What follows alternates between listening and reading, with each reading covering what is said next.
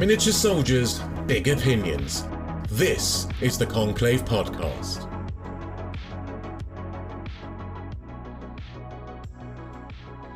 Hello and welcome to the Conclave Podcast. I am the Sandman and I am joined by the Yellow King himself, Quipster, and our legal department, ADL Wargaming. How are you today, guys? Very good. Yeah.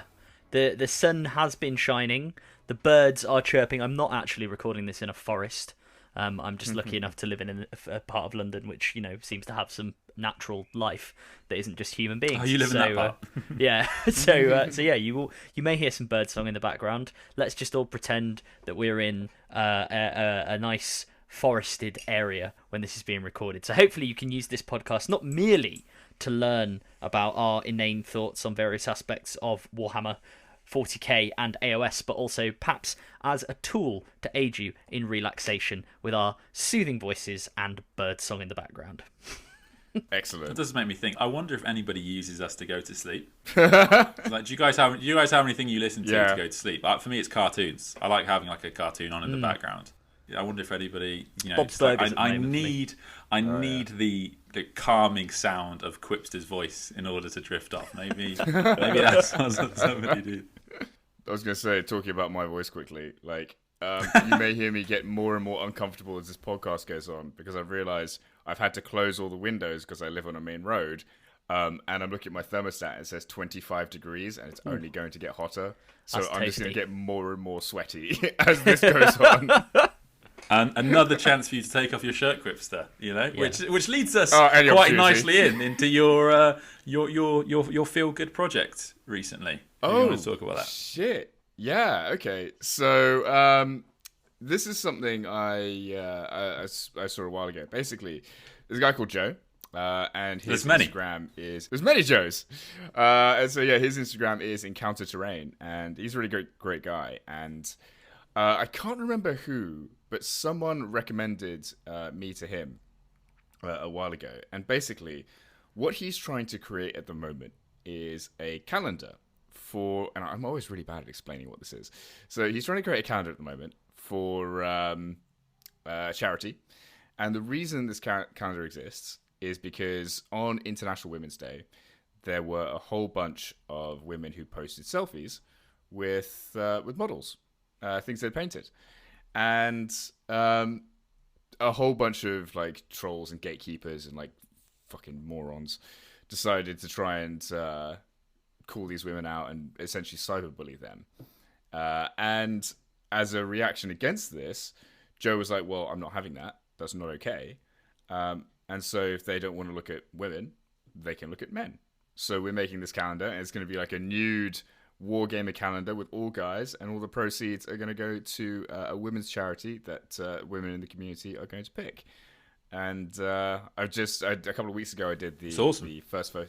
Yeah, it should be really good. I did the first photo shoot a while ago with Joe, and the pictures are going to be really funny, like really good. We should say that there are Warhammer miniatures cleverly placed in these photos to cover up certain body parts, elbows, etc.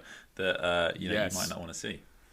Indeed. I am going to have to edit Joe's balls out of a whole bunch of pictures we took, though. And what about for the calendar? Is there much there? But yeah, it should be really good. I actually posted. It's funny actually. So like, my picture that we took is going to be like, I'm going to be wearing the most clothes out of everyone because I was still wearing boxers. And it's like this picture I posted yesterday, a black and white one of me like looking very intently at a dragon, which garnered a very good response. I was really happy with that. It's the only way to look at a dragon, really. Nude or otherwise. This with extreme intensity.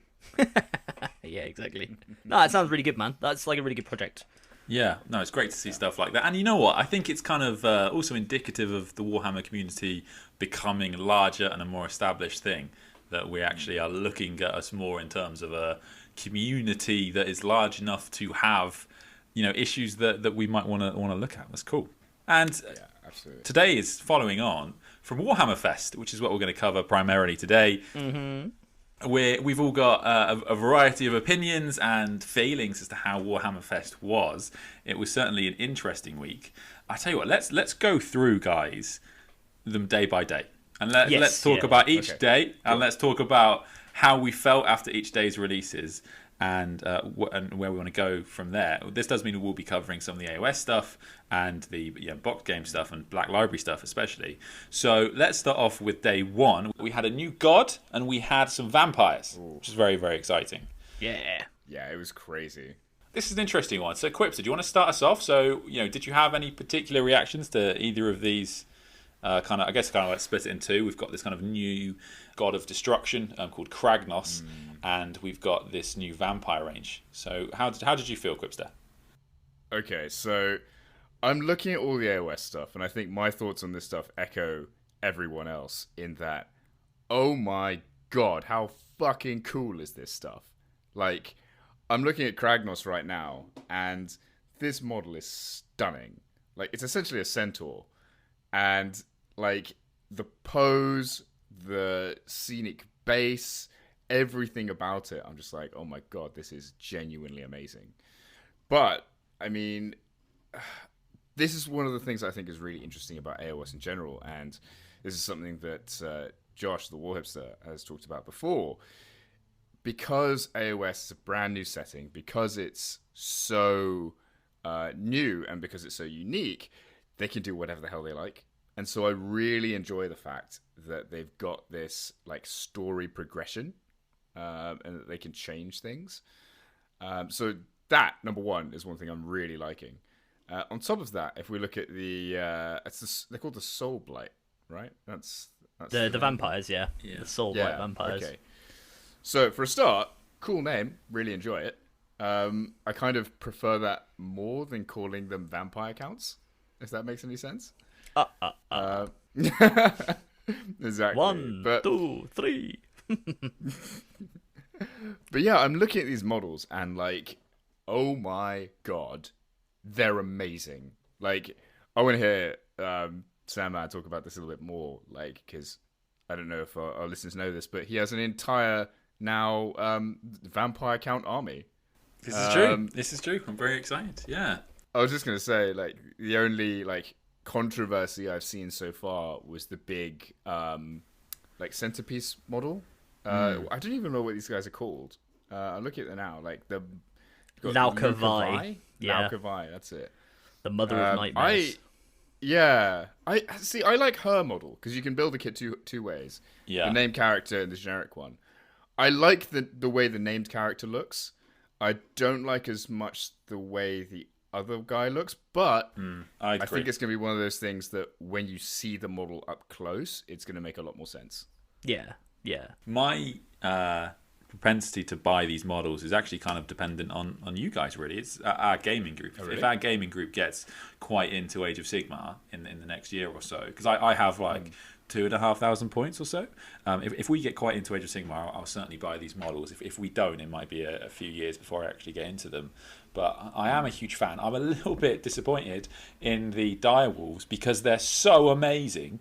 They're such good models, and I have 20 that I painted just over a year ago. So like I really don't want to paint some more, but they're just like, when I love it when this happens. I love it when GW makes a model that isn't a centerpiece model but it just blows you away. And for me, these direwolves are that. They're such epic sculpts. Yeah, they really do it for me. I was going to say, talking about direwolves, I'm looking at the Belladama Volga first. Yeah, she's Vicross. Cool. I really like her. Oh, I didn't even see this until now. She looks like Olenna Tyrell from Lena Tyrell from Game of Thrones. Game of Thrones. But yeah, no, they're really cool. Yeah, exactly. Yeah, it's quite funny they've gone for the whole like vampires as also werewolves. Because Rajukar the Beast, who is without doubt a fantastic model, who's the other one they announced, who's a sort of variant on Rajukar the Wolf from the Cursed City box set. He is like a werewolf, but who's also a vampire. And years of watching Underworlds when I was growing up have told me that lycans and vampires cannot be together, all that stuff. But no, I think it's awesome. I think it's a really cool model. I mean, I agree. Like the the centaur. So centaur, yeah, centaur. That is the word I'm looking for. The like centaur vampire. I've got to admit, it does. It's weird. I feel that it both looks, and I'm staring at my screen, looking at Lau Kavai. It does look very cool, but I'm also like, this is just super weird. But I suppose that's kind of the point. Like, you know, it's meant to be this kind of like ragged monster. Although my my immediate question is for both of them, they've both got 2 loincloths. One where the human body joins the vampire body joins the centaur body, and then the centaur body itself is wearing a loincloth. So we shall leave the anatomical conundrum that these creatures are for people to ponder. But yeah, they're a really good extrapolation, as you say, Quipster, of what they've done with AOS, where they've just taken the foundation of the old world and the sort of models they had already, which, let's be fair, were every fantasy trope you could possibly think of slammed together into a single universe, right? You know, at the same time. And they've just extrapolated them. And that's cool, actually. Like, it's cool to see them, you know, people moan and they say, oh, well, you know, it's just for copyright purposes that these are, you know, soul blight vampires and, you know, all that sort of stuff. But actually, I just think it's given us a load of cool models. So I'm all for it. Also, I was going to say, on a slight tangent, and going on from talking about, like, lichens and vampires and stuff, this is, like, nothing to do with the range. I just want to tell this anecdote. Like, I remember years ago, I was in first year, and a buddy of mine comes up to my dorm, and he's like, dude, I've just seen this trailer for this film, we've got to see it, it looks fucking great. I was like, oh, what's it about? It's like, it's vampires versus werewolves, it's gonna be sick, dude, we got to go watch this. I was like, yeah, man, sounds great, let's do it. Like, 20 of us went to the cinema together, and we all watched fucking Twilight together. Mate, Twilight, the third Twilight, which is the one you'll be talking about, if it's vampires versus werewolves, that's a great fucking film. That's that. Is it? That. Yeah, is it? It's. I fundamentally disagree with you on this one. If you look quite closely at all of Ed's vampire models, you'll notice they've got a very light layering of Balthazar gold, such that they sparkle when light is shone upon them for that Twilight look. They all have nameplates that say Edward, every single one. I mean, they've also, like, I think, you know, to your point, Ed, about like how much we get into AOS, and obviously we're going to talk about more AOS later as we go through the days. No spoilers, given it's already happened. But like, you know, they've already had these other release or these other things announced for these 2 new like Slaanesh demon models, which look awesome. The Talon and the voice of Slaanesh. The like Sylvaneth guy with the big playing the pipe. You've got to convert that up so he's like smoking a big old pipe, because that'd just be cool. He's like a wood elf, right? What else is he going to be doing? And also, like, you know, the whole hobbits smoking the long leaf and all that sort of thing, if you're into that Lord of the Rings stuff. And the vampire hunters, and of course Lord Croak. I mean, how cool is Lord Croak? He's a giant flying mummified wizard frog. Yeah, that is an epic model. We were talking about him not so long in the AOS podcast. We were talking about him, and now they made a whole new. I actually really want this new Slaanesh model, like, to convert for a patriarch. If you look at it, it kind of looks a lot like a patriarch. With the 4 you can arms, make it a patriarch with wings quite easily, and actually in terms of the way the legs are positioned, they actually look a lot like Genestealer legs, etc. So I mean, I might not do it for a while, but I really hope someone else does, because it's just an epic model. Yeah, I see what you're saying there, man. That's cool. I'd be interested to see exactly what they are. Like, because I mean, I've got a Keeper of Secrets. I mean, you can see it over my shoulder. I haven't built it yet, but I'd be interested to see where these guys like fit in the whole like demon hierarchy, because it seems to me like Slaanesh has got it all built out now in a way the other gods haven't. They haven't mentioned 40k rules, have they, so far, if I'm correct? I don't think so, yeah. I think you're right. I don't think they have mentioned them, which I would assume they're going to get them, because Chaos Demons are one of those armies. I mean, I hope they are, because it looks like, again, to your point about how our gaming group gets into AOS, it looks like if I'm going to get into AOS, it's probably going to be via Chaos Demons, I've got to be honest. So I kind of hope they get 40k rules, otherwise, you know, it's going to be a bit of a nuisance for my whole like cross-play idea that I have for that army. But it's interesting. Like, it's really the time of Slaanesh, I think. So it's going to be interesting to see how they build that into the new AOS. You hear more and more rumours of Fulgrim every day. I know. Well, let's move on then to day 2. 40k day 1. 40k got 2 days. Now this day had a very mixed response. Now I'm going to start off here, because I'm going to say I think there's a disconnect between us and GW, as I think all of us as fans, outside of maybe some sisters. Mega fans, because from our point of view, people who play 40k and love 40k but don't play sisters, we got one model that we had never seen. However, from GW's point of view, they have just released the most important character that they are probably going to release for the next 5 or 10 years. So there was a huge but the problem is, and I don't blame the Warhammer community at all here, and I don't blame Games Workshop, it's just the way it went down, because we know nothing about this woman so far, outside of like the little bit they've given us at the moment. So I'm sure in a couple of years' time, we'll probably all look back on her as this huge, important figure in the 40k narrative now. But as of right now, we're just like, oh, I thought we would get more models than this. So it was a fascinating one, because this was what I'm referring to here, guys, is that most of the models that we saw in this preview, we had already seen. Yeah. And so that got a mixed response, shall we say.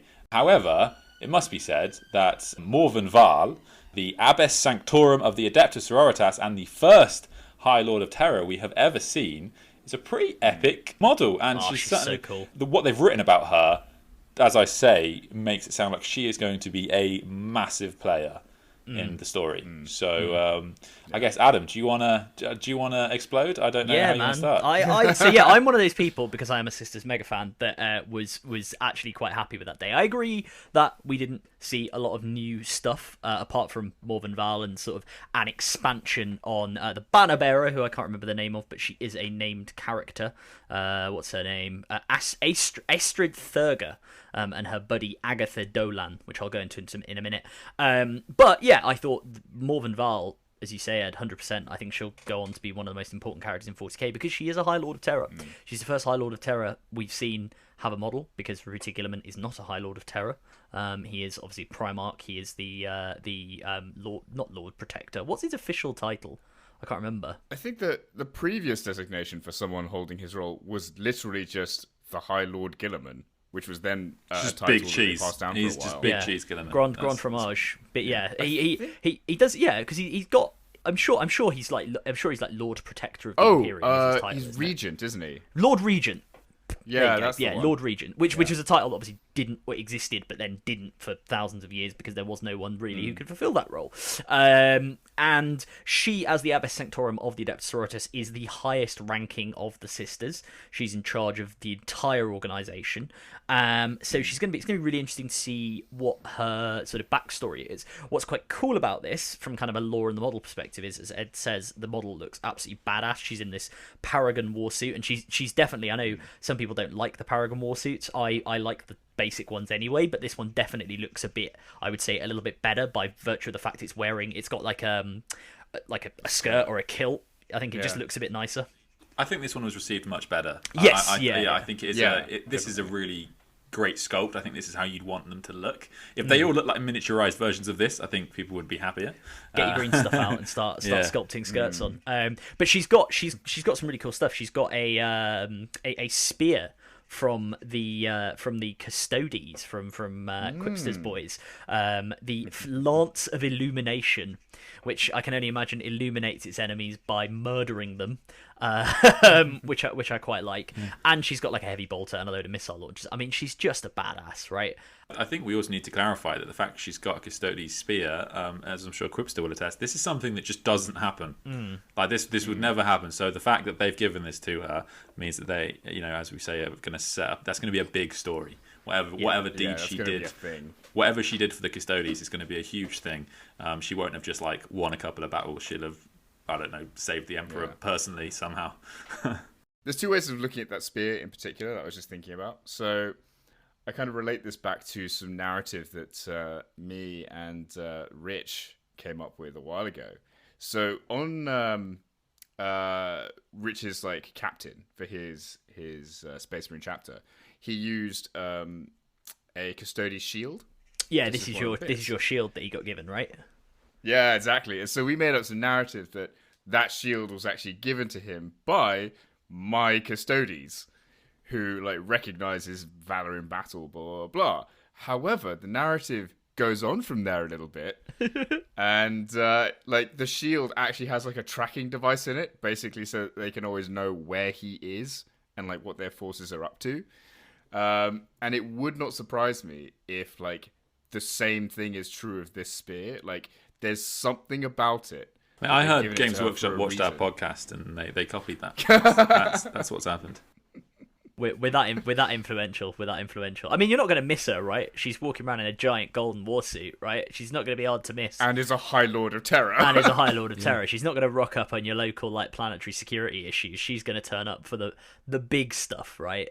And absolutely destroy things. So yeah, she was very cool. And as you say, I like the fact in the preview and in the article that you can see on warhammercommunity.com, they do make the point that she's kind of up there in terms of status with, you know, Zarek the Silent King, Abaddon the Despoiler, and Captain General Trajan Valoris, right? So she is, as Ed says, super important. Right, and I think a lot of people have mistaken this as well, because one of the reactions I sort of saw online to this was people who were going, she just is doing battle, she can't be as good as, because I think they mentioned Rabute Gilliman in the chat, right, there in the Warhammer, when they were actually doing the preview, they were like, oh, you know, she's up there with Rabute Gilliman in terms of importance, and they were like, she can't be as strong as Rabute Gilliman, she's a Primarch, she's just a woman in a... Right, that's not what they're saying. They're not, you know, 40k has its own problems with, like, who is as strong as whom, right, because obviously, like, the Silent King is the Necron equivalent of the Emperor. Like, I don't think there's... Even Gilliman would probably potentially lose in a one-on-one fight against him if we apply our little tinfoil lore hats to the whole thing.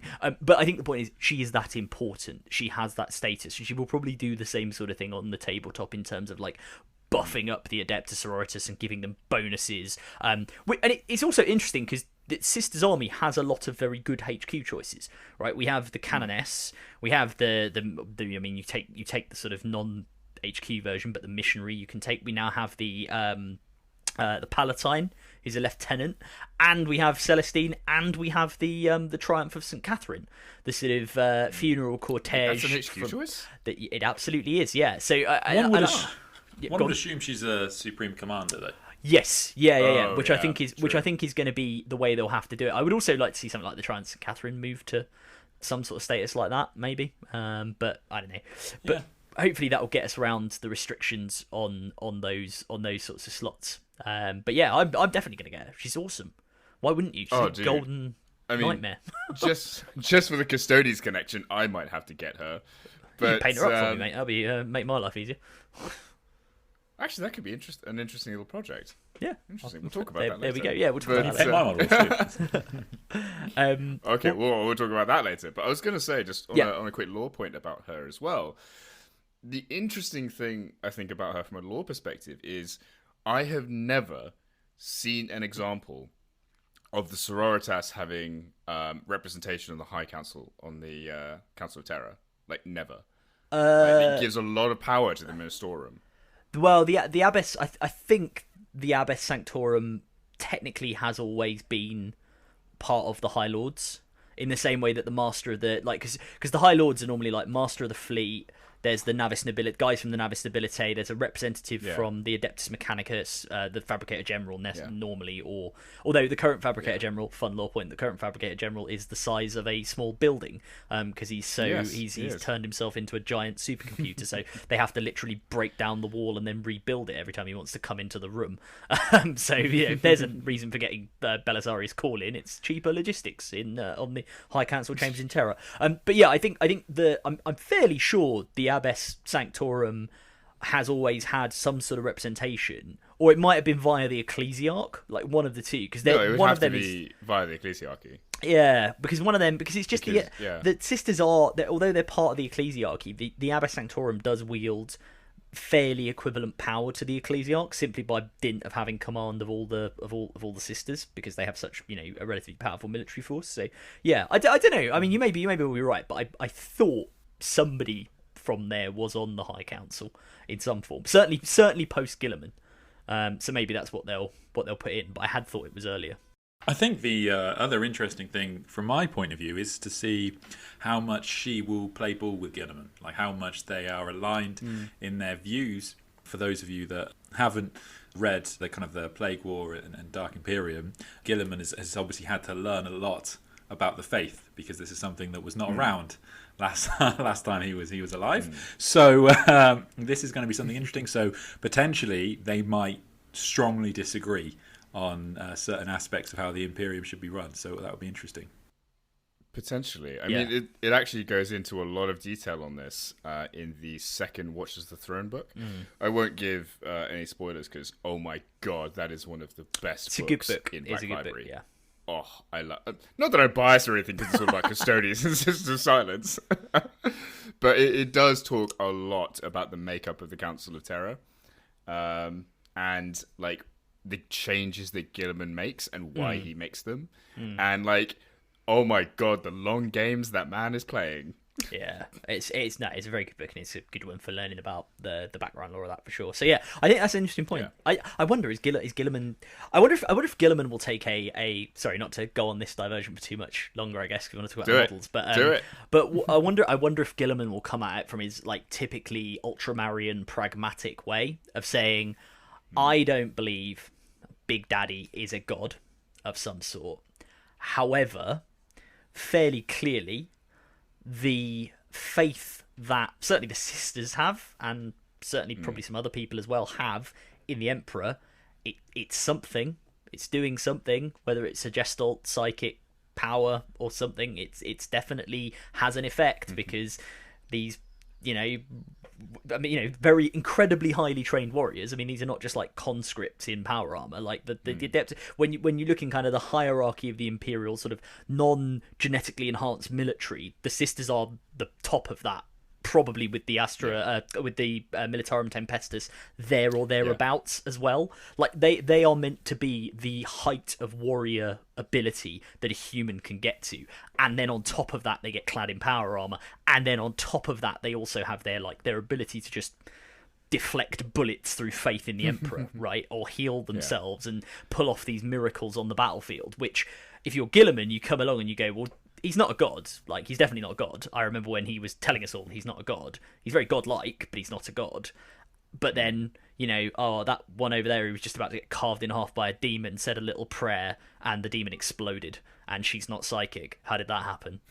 Stuff like that, right? So he might come at it from that pragmatic point of view of going, I don't like the faith, but it works. And if that's what it takes to defeat chaos, because it is an anathema to chaos, then happy days almost, right? I'll live with it and I'll work with it. So I think interesting expanse for lore coming out of Morven Val, both in terms of like, how did she get the spear, what's she done, what's her backstory, where's she come from. So really exciting alongside the awesome model. I was just going to say, on going back to models, if I may, because I said I'd talk about it, but the banner bearer Astrid Thurger and Agatha Dolan, who is the Hagiolator.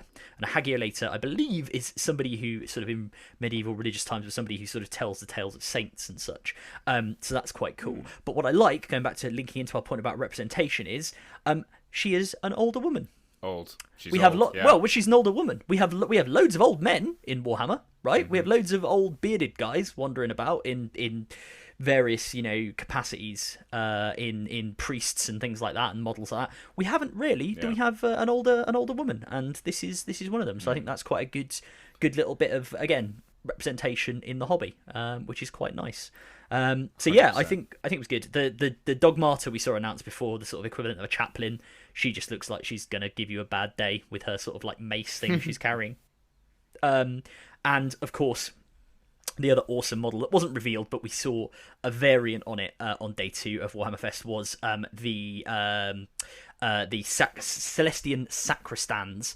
And they've got the halberd variant, so these are the girls with the shield and the halberd, but the one that was shown on day 2 was the variant with the power maul, and I think the power maul is a very sororitas weapon, so I actually really like that. I think they've got some good poses and some good sculpts with them sort of holding their shields, which also have bolt pistols and plasma pistols in them, and they have their power maul, so I am all about getting some of them and running them into combat. So yeah, and the Paragon War suits, of course.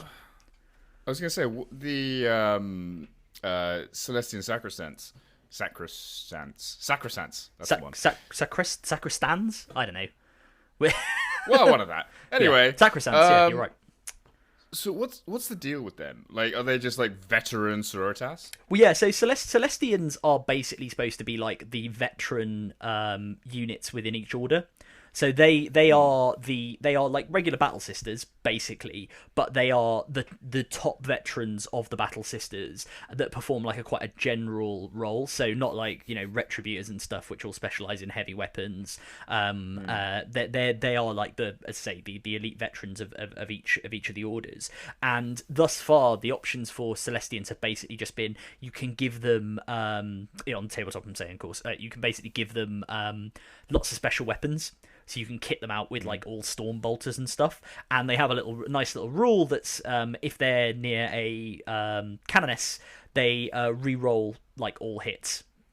So they are really quite good at getting through tough targets, and can be in combat as well. These guys obviously are a variant on that, who are like a close combat version of them, because at the moment, as I say, they're all, you know, regular. They are indistinguishable from the regular battle system models, apart from a little gold fleur-de-lis on their face visor, actually. So actually, it's nice to see a little bit of variation in the model to give us these like close combat version of them. So yeah, that's what they're going to be. And I've got my Castigator tank as well, so my dreams of building, I don't need to get a Lehman Russ based Imperial Guard force now. I can just have a bunch of these in my sisters. See, I gotta say as well, adding to that, I'm looking at the models for the Paragon Warsuits right now, and frankly, I love them. Yeah, I think they look cool. I think they look stunning. The only thing that I think people have an issue with, and it's one of these like very typically, because of the sorts of people that we all like, you know, we do these things, we're all into Warhammer, we're the sort of nerdy people who go, oh, how does that work, right? Which is not unfair. We all do it. And the point that people have made, which is not an unfair one, is, where's her legs? Where are her feet? Right? Yeah. Because if you look at, unless she's keeping her legs, go down the legs. Yeah, but then is she keeping her legs like perfectly straight? Or I actually think that this is to do with the way the pictures are taken, right? And I reckon if you look side on, those armored legs are going to be wide enough that basically within them she can have like a little mechanism so that her feet can move around, like her knee joint can move, like her actual legs, and that's what then drives the, you know, with a pair of like pedals at the bottom, and that's what then drives, you know, it's not a full range of movement, but it's not as restrictive as having to sort of walk along, you know, legs straight like that while your warsuit's working. But no, I think they look awesome, and again, the fact you can give them a giant power sword or a giant power maul and a multi-melter. I mean, I don't know if you guys have run into what Sisters multi-melters can do. They're very, very good. You can fuck off with that shit. My Retributors have claimed many a victim in their lifespan with their little strats they've got. But yeah, they just look like a cool model. I'm interested to see how far they can move. I just want to see the rules for them, right, from a tabletop perspective, and also actually where they're gonna fit in the army. Because again, we're pretty elite heavy in the Sisters. Right, we have a lot of elite slots. One of the things you will always see about Sisters armies is they're very bulked out, and I wonder if they'll change something about how Sisters battalions go together, or not battalions, but how Sisters can use like vanguards and things like that to go together, because they are bulked out at the elites. You've got, with good stuff that you want to take, you've got Repentia, you've got Seraphim, which are in Zephyrim, which are in the elite rather than being a fast attack, which has always been a bit weird to me because they wear jump packs. You've got the Celestians in there as well. We've got like a ton of... you've got the missionary, or the priest, one of the two. One's a HQ, one's an elite, the missionary and the priest. And then presumably these guys are going to go in there as well. Like, and the Imagifier that you want to bring. Like, there's a lot of stuff. These could be a heavy support choice, though, looking at them. They could be, yeah, they could be. I mean, again, the heavy support one's interesting, because in heavy support we have the Exorcist, we have the Retributors, and we have the Mortifiers, which are all again all kind of good stuff that you probably want to bring. So you see a variety of those in kind of competitive lists. So as a Sisters player, it is interesting to me to see where this goes. I wonder, and I hope, fingers crossed, that there is some shuffling around so that we get more troops choices. I don't know how they'll do that, because obviously we haven't got any new models that could be troops. I mean, I can't see these Paragon Warsuits being troops, although, hell... Oh my god, though, if they are. Well, okay, so I say this, and I'm not saying they will be. I think they will be elites. However, one thing that is quite interesting in terms of having very tough, small units of troops, the Cataphron Breachers from the Adeptus Mechanicus Codex. So obviously the little guys on tracks, you know, little, they're kind of bulky armored servitors. Those are a troops choice. And the new data sheet, yes, and the data sheet that has come out for them, someone has pulled out of a box, and it's now sort of floating around the internet with the newly updated stat line that we can see gives them a 2-up save. Oh and my they've got better God. weapons.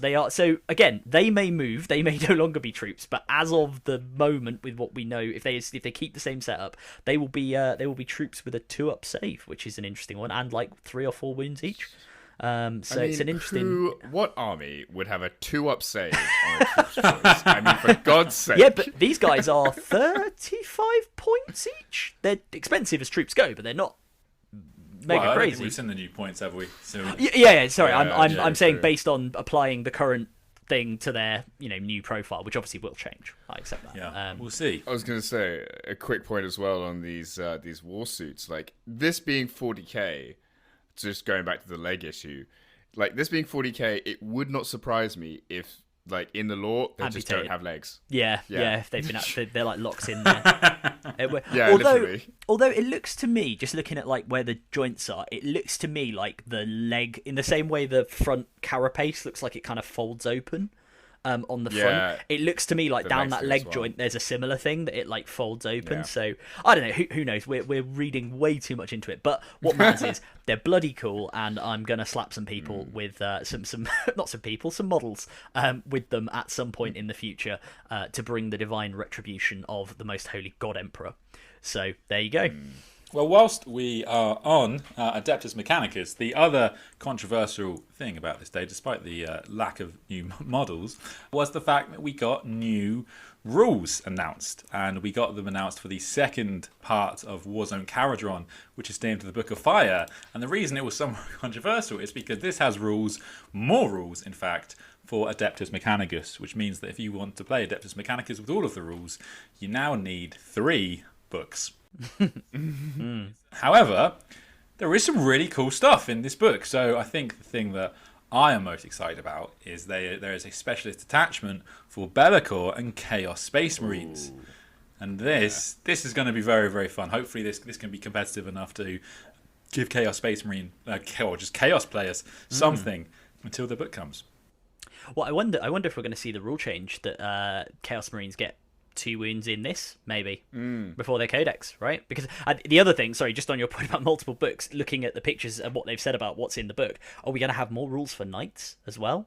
Because there was a specialist knight rules in the first Warzone Caradron. Yeah. So are we going to have more in this one? Are there? Yes, there is a Free Blade Lance, and there is a House Raven supplement. Yeah. Because this is about House Raven as well, isn't it? The second book is also focused on House Raven, apparently. Yes, they are narratively, they are the household that works closely with Metallica. Nice. Interesting. So, yeah. That is cool. Well, needless to say, day one of Warhammer 40k reveals was a mixed bag of emotions. Some people were like, new Sisters model, brilliant. Some people were like, is that it? But anyway, we went on to day 3, and actually, like for me personally, I was almost more excited by day 3 instead of day 2. Yeah. Okay, I'm looking at the day 3 thing now, and I'm just like, oh my god! Yeah, Quipster, do you want to take us in then? Oh, yes, I do. Okay, so, literally, I think you put on the WhatsApp group, like, that this was a thing, and I just... Wherever I was, I know for a fact I just shouted out, like, yes! Yes! Like, fist in the air. Because, finally, we have new plastic Imperial Guard models. And as I suspected a while ago, it's the Tanith first and only. A lot of the main characters for the Tanith books are now plastic miniatures. So you've got Gaunt, Rawn, Corbeck, Larkin, Bragg, all of them. And I'm looking at the models now, and they're all genuinely stunning. Every they are probably single amazing. one. They're really cool. They're just... they're just so cool. And they've just absolutely nailed what the Tanith are, like in every way. And so, I'm looking at it, I'm just blown away. Now, what I want to see is A, how you actually fit them into a National Militarum army, and B, does this mean we're gonna get like a Tanith first and only box, and this is just all the characters that they're showing us now? Because that's a game changer right there. It would be good. It would be good if they did that. The only thing that worries me is the precedent being the release of what was his name? From Watch of the Throne. You're gonna kill me because I can't remember the name. Valerian. Valerian and the Leia. That's it. Simply by the fact that, like, we got a Leia, we haven't had anything for the Sisters of Silence yet. We might have something, who knows? But like at the moment, there's not been anything. So it would be so cool if there was like a Tanith and lots of other regiments as well. Getting like even along the lines of something we will talk about later. The Cadian upgrade box. But even along those lines would be nice for Astra Militarum players. I think what I thought was interesting, and I will hold my hands up. I have not read Gaunt's Ghosts. I am currently under pressure from you two, working my way through Eisenhorn. I'm very much enjoying it. I'm currently about 2/3 of the way through Xenos, and we'll move on swiftly to the other Eisenhorn audiobooks in this case, because I listen to it when I'm like walking the dog. But it's interesting that this whole day of Black Library stuff was very focused on obviously the Tanith and Gaunt's Ghost, but on the Sabbat Worlds Crusade. Because there's a whole bunch of books. There's the Sabbat War Anthology. There's, because I'm a massive nerd, I really like the look of this. There is a in-universe Sabbat Worlds Crusade reference book, which if it's anything like Liber Xenologis, I'm looking behind me. Yes, that's what it's called. Which was a reference book which sort of came out of Blackstone Fortress, which has lots of really cool art and information on various alien species, various Xenos breeds within the Imperium. I think it'll be really cool, and I'll probably pick up a copy. So I like that sort of thing. So yeah, it was a really cool day, actually, the Black Library Day. Well, Quipster, do you want to give a brief, hopefully spoiler-free review of Caiaphas Kane and why people should read that series? Oh, you mean Tanith, the Tanith books rather than Caiaphas Kane, because they're separate things.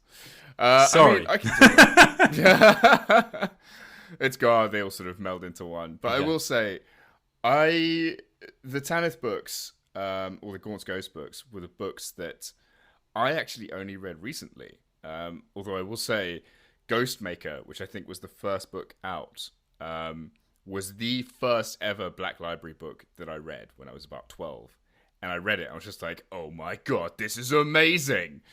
And so that really helped me get into the hobby. And it was interesting the context in which it was written, because Ghostmaker was just one of the first Black Library books ever, like full stop. And so, it was a bit like the Wild West. And there have been a lot of interviews where Dan Abnett talks about the fact that he had to come up with the lexicon of Warhammer 40k. So things like Vox, Prometheum, like all of that kind of stuff. He made those words up so that he could describe things in the universe. And they've just been taken by everyone else, just to in their descriptions. But going on to the Gaunt's Ghosts books. So, just from a standpoint of someone who's like just finished reading them all, it's very rare for me to read a series of books and get to the end and feel really sad because I know there aren't any more. Like, I got to the end of these books and I was just like, when you finish like a really good TV show and you're just kind of a bit lost, you're like, oh, what now? It was the same thing with Gaunt's Ghost, because I blitzed those books so hard just because they are so good. Like I spent until like 3:00 in the morning on several nights just reading, just because time had totally escaped me. But yeah, sort of like an overview of what they're about. Essentially, they center around the central character, which is Colonel Commissar Ibrahim Gaunt, and he has a very interesting place in the Astra Militarum because, generally speaking, commissars operate kind of outside the traditional command structure of the Militarum, the Astra Militarum. They are the discipline officers, the political officers of the Imperial Guard, and as such, even a junior commissar can take aside a colonel and shoot him in the head for cowardice, basically, because they operate outside the command structure. However, being a colonel commissar, Ibrahim Gaunt is actually in charge of a regiment, and he's given this title by his former mentor, the previous War Master Slado of the Sabbat Worlds campaign, who is tragically slain and replaced. And so, as a colonel commissar, he is then given a regiment, and it's really interesting the way it portrays that, because in one way it's supposed to kind of be a promotion, because he's given essentially the world of Tanith, and he is in charge of all of their recruitment. He is in charge of their regiments. He's going to be in charge of the military might that they give to the Imperium. And so originally, because their tithe to the Imperium has never been a military force before, because your tithe to the Imperium doesn't have to be always military assets. It can be resources or, something else. So, yeah, the first book, and this really isn't a spoiler, the first book centers around the fact that Tanith is obliterated. And they're called the Tanith First and Only because they're the only regiment to make it off-world. And so it's really interesting, because Gaunt is the one that takes this light infantry regiment, gets them off-world, and says, no, you can't fight for your homeworld. I'm taking you out of here. And so there's a lot of interesting relationships between Gaunt and his men, because at first they just hate him. Like, they hate him a lot, because a lot of them are like, well, you didn't allow us to die with our homeworld fighting. And yeah, so it's interesting as the books go on, watching them understand who he is, and it's watching them get more and more respect for him. And so, yeah, there's so much I can say. I just don't want to give any spoilers, because it's so good. Like, this is one of the best series out there. I will say, I do enjoy a bit of salt in the community. I'm not going to lie. I think we all do. And reading that chat is funny at times, but I have never seen anything melt salt as quickly as those models have. Just in, like, there was so much grumbling, and as soon as they showed those sculpts, everyone was just like, yes.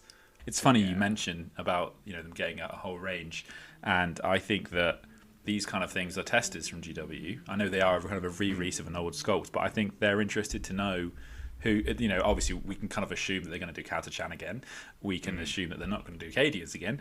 But I think that, exactly as Quipster says, I can't remember when this happened, but I do remember you saying, Quipster, that you thought this was coming, and I didn't have a horse in this race, but I remember you being called out and people saying, no, they'll never do it. But you've turned correct again, and I, even though I wasn't involved, I still hate you for it. Yeah. So that's obviously there's a book to go with that, which is really, really exciting.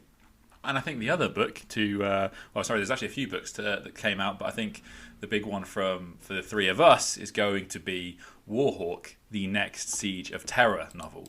Ooh. And for those of you that aren't aware, Jagatai Khan and Mortarion have a pretty big rivalry that doesn't necessarily predate the Imperium, but has been built up. Sorry, the Horus Heresy, but has been built up throughout the Horus Heresy. And the cover is literally them staring each other down. It is going to be epic. It is very hard for loyalist Primarchs to go toe to toe with Demon Primarchs, especially one as powerful as Mortarion. But the Khan certainly could do. So this is going to be absolutely epic. I mean, the thing I've got to mention about that as well is this is being written by Chris Wright, and he is the man that made White Scars what they are now. Yeah, he loves them. His White Scar novels. Oh god, yeah, like his White Scar novels are among the best in the Horus Heresy. Like, they are absolutely stunning. He is one of the best writers in Black Library, like, with the exception of like Dan Abnett and Aaron Dembski-Bowden. Like, he is. We just love stunningly all of them. Yeah. Oh yeah. They write our books. They keep us happy. Oh yeah. But yeah, I can't wait to see what he does with this. There's a whole heap of books coming. There's like 3 for Imperial Guard they've mentioned, I think, in day 3. Yeah. There's obviously some Sisters novels that are coming. It's all very, very exciting. Yeah. Did we want to move on to day 4? Did anyone have anything else to mention on day 3? Actually, since we're talking about lore really quickly, you guys haven't read Mortis yet, right? I was getting so impatient with Audible. I actually have bought it on Kindle and have started to read it like some ancient being who reads words off of paper. It's I'm not used to it. So I won't give any spoilers then, but the only thing I will say about Mortis is I was not expecting it to be as complex a novel as it is. Titan honestly, go stomp. because it. Yeah, literally, I was expecting more. Yeah, Titan go stomp or like Knight go smash. I was not expecting the amount of interweaving storylines that it has, and I was not expecting it to have the amount of characters that it does. And it like, I don't. It was it James Swallow who wrote it? I don't know. I'll be honest. I'm terrible for authors. No, sorry. It was John French. I just remember because he wrote the first book as well, and I've read a lot of his stuff before, and it's not necessarily spoken to me in a way that some of the other writers have, like Chris Raitt, for example. But this one's good. This one's really good. I'm not very far through it, but I love knights in books. I really enjoy that because I'm a huge fan of things like Pacific Rim and Transformers, and I love that they write knights like that. And but yeah, Titans are a whole other game. You know, you realise that very quickly in this book. Yeah. It's they're not just big knights. They are something entirely different. Really. So it's very different in that respect. So I'm interested to see what my opinion of it, weirdly, is going to be. Yeah, I mean, this is the thing as well. Like, a lot of people say they really like knights in, the Black Library novels. I have never liked knights. Really? In Black Library novels. I love it. I love the them going down to one knee, the arm getting ripped off, them getting the Avenger Gatling cannon under the demon's belly and just firing. Oh, I'm all about that. I'm all about that. Like, yeah, I love knights. There's something that hasn't spoken to me about knights and titans, to be honest, until this book. Titans are a funny one. Yeah. Like, Titan Death actually was one of the first books with titans in it that I actually gave a shit about. And I was like, oh, actually, this is quite cool. I'm on board with this. But this Titan Death and this have really made me quite enjoy Titans, which is weird because I was actually also planning on playing Titanicus at some point. Yeah, I mean, it's supposed to be a very good game, Titanicus.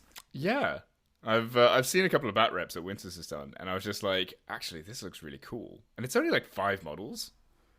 That's how it starts. That's how it all starts. It's only a kill team. I think as we're talking about Titanicus, we need to move on to probably the most important day of Warhammer Fest, because it will forever be known as Crab Day. And this broke the Warhammer community. Hail the crab. So day 4, if you weren't keeping up with Warhammer Fest, was the day where they went over all of the boxed games, everything that isn't 40k, Age of Sigmar, Lord of the Rings, Horus Heresy. And there were some really cool releases, and yeah, we have to start with this because they released a Warhammer Diachasm new, what do you call them, warbands? Is that right? Yeah, I think so. Warbands, and they are Ideneth Deepkim focused, and so they literally have a fish and a crab. It's like Pokemon in 40k. It's absolutely beautiful, and it's just a brilliant sculpt. It's the level of detail on this sculpt. It's just so fantastic for a crab. And not just that, the paint job is amazing. Yeah, they're just awesome because they've got that mottled thing on the shell. It is funny that there's the fish, right, and the fish looks quite cool, and then the crab came up, and the whole of chat was just like, hail on you crab overlords. Yeah, it's just brilliant. It's absolutely fantastic. I do wonder if in the design studio they were just like, this is going to be a meme, boys. Just wait for them to see They this. must have had an inkling. They must have done. If they want a new army, right, if they want a new army for 40k, give us crab aliens. Yeah.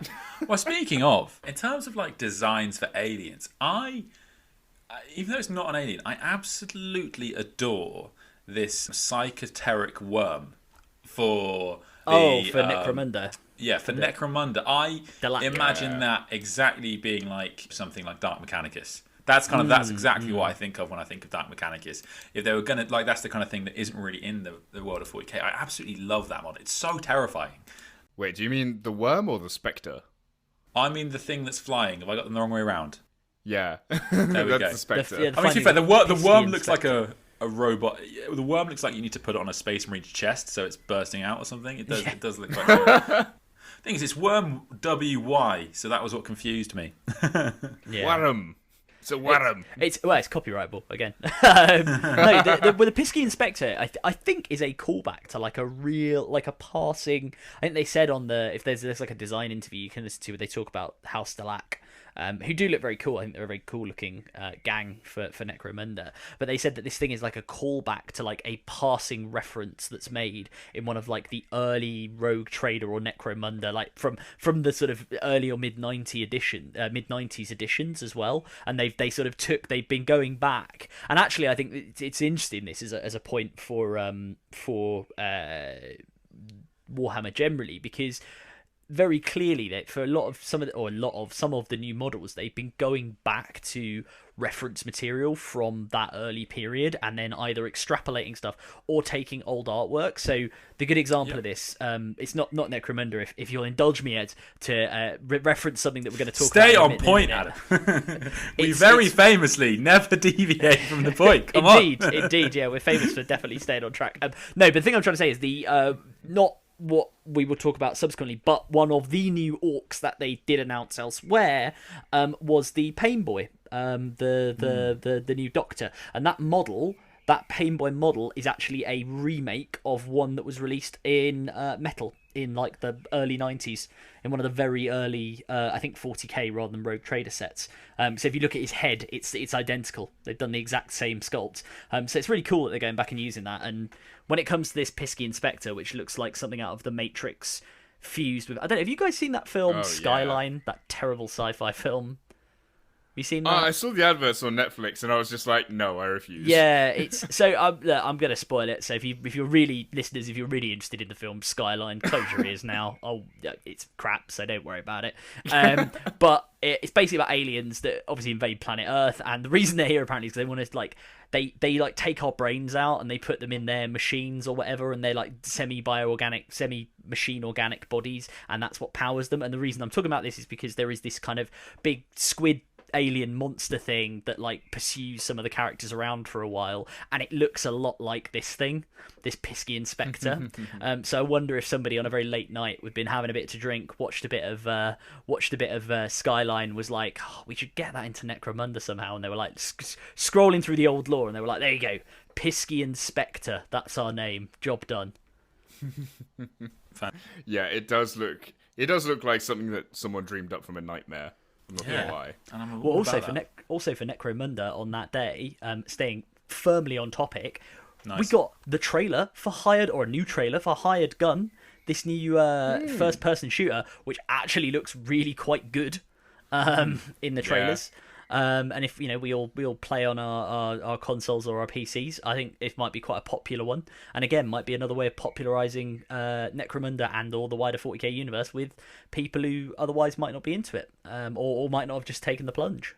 And I think we do have to talk about, to be fair, some of GW's better trolling. Yes, the Thunderhawk gunship. For those of you that aren't aware, GW advertised that there would be plastic Thunderhawk gunships at the start of this video, and then at the end we find out that it was for... I mean, they weren't wrong. It was for Aeronautical Imperialis. It's this big.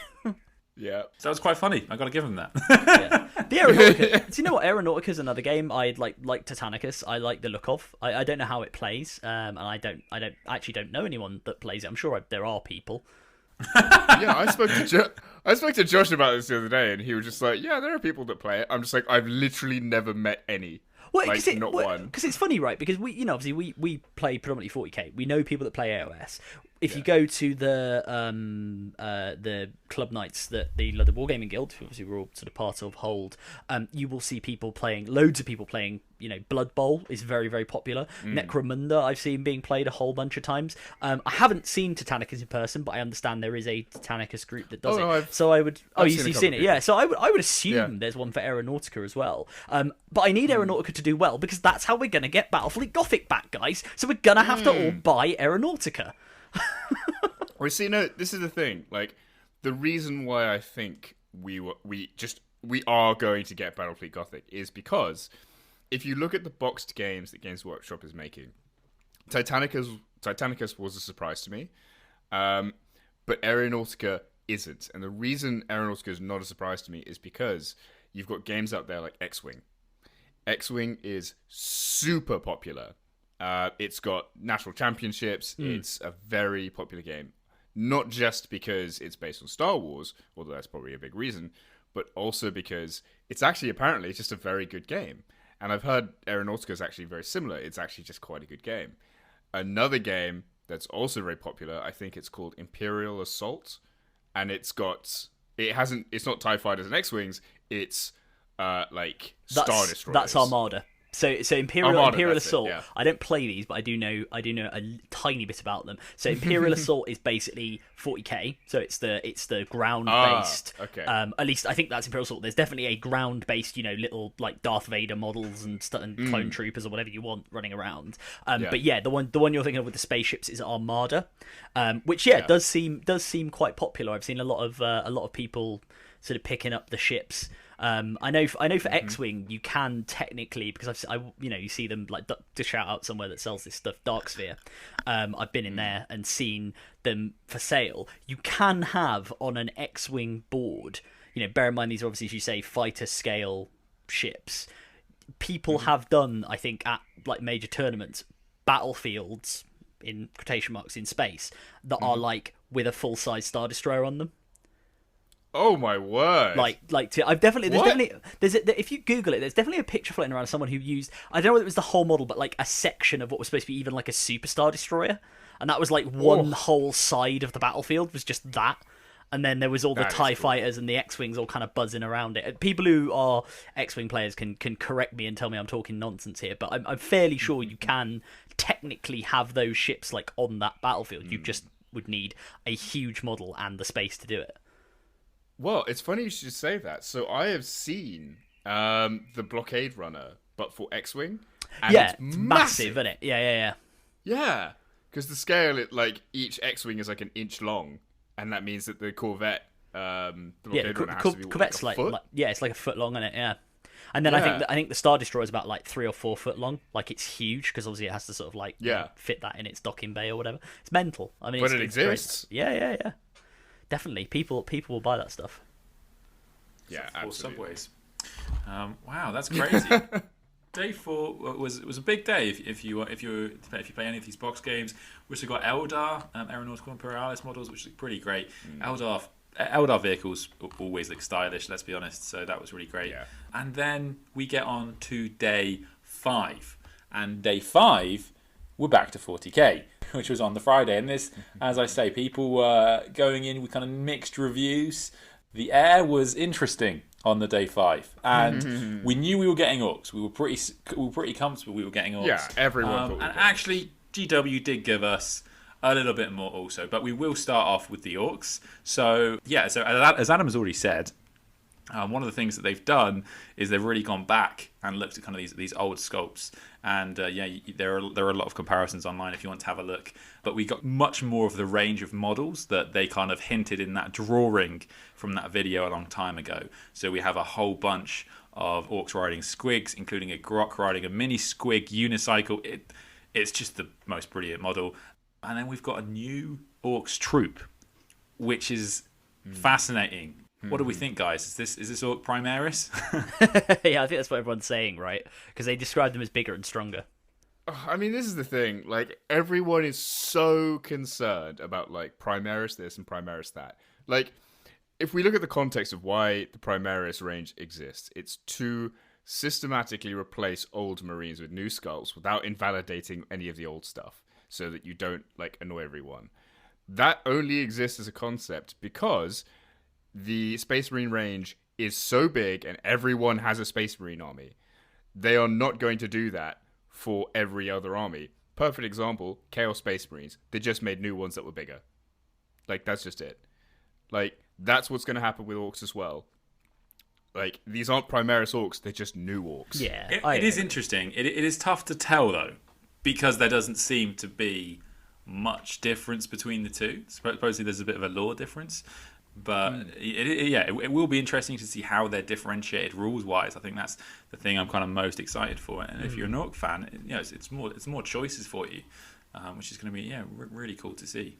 I mean, I think they like the orc line needs an update, right? The orc boy model does need an update at some point. And I'm just sorry, I'm looking closely at this picture they've got of all the orc boys that are in the box, or at least a proportion. They look so cool. Yeah, they do, and they don't look like. I mean, I am not an orc player, so orc players can correct me and tell me I'm talking bollocks. But to me, they don't look like you couldn't just... I mean, they're all armed with, like, Slugger and Chopper by the look of it, which, as I understand it, if you're running boys, is, like, the basic, loadout for them. Yeah. So, they sort of look like you don't have to run them as beast snaggers, which is what these are, right? They look like they could just be boys if you painted them in, like, goth colours or whatever clan you're using. Yeah, maybe precisely. Maybe. Yeah. Oh, yeah. I don't know. I mean, the rules point from you, Ed, is bang on though. Like, it'll be interesting to see what if anything does. I'll say what if anything, what does differentiate them. That will be interesting to see. But yeah, the squig unicycle thing is my favourite part of that. And to be honest, I mean, as well as getting the Orcs having a refresh, just having squigs in 40k is something or more, something people have been asking for a long time, because they've not, compared to AOS and Fantasy, we just didn't really get squigs, and they're such a fun part of the lore. Gloomspite Gits are definitely one of the most fun factions, like maybe all of Warhammer. So it would be really great to see more of those type of things. Yeah, this new Runt Herd guy as well. He's another example of your point about the callback. Zodgrod Wart Snagger. The kind of looks like me when I wake up in the morning. He except my hair's not that long. He's actually a character from, as I understand it, from like one of the early Orc codexes that like got a passing mention. It's like second edition. Yeah, and I think he may have had some rules at some point, but like as an alternative Runt Herd. But it's cool that he's kind of coming back. By using such unorky practices as positive reinforcement, Zodgrod lifts the runts under his care to heights other Gretchen can only dream of, much to the collective derision of his peers, which is just quite fun again as well. Like having sort of Snotlings and Gretchen be actually quite good would be quite cool. See, it's interesting that he's coming out as well, because like there's a lot that I've seen coming out from Games Workshop in the last 2 years that's been callbacks to first and second edition. Either artwork or models or something, and the example that springs to mind is Mephiston. Mephiston's pose is based on second edition artwork. Yeah, totally. Yeah, and it's good. I will say as well, in the Orc range, we didn't just get the Beast Snaggers, although they are getting a very cool box, which I think if you're going to get into Orcs, you get the new Codex in there as well, so it's quite a good way to get into Orcs, in much the same way the Sisters box was a really good way of getting into the Sisters, I think. So I imagine it's probably going to be quite popular.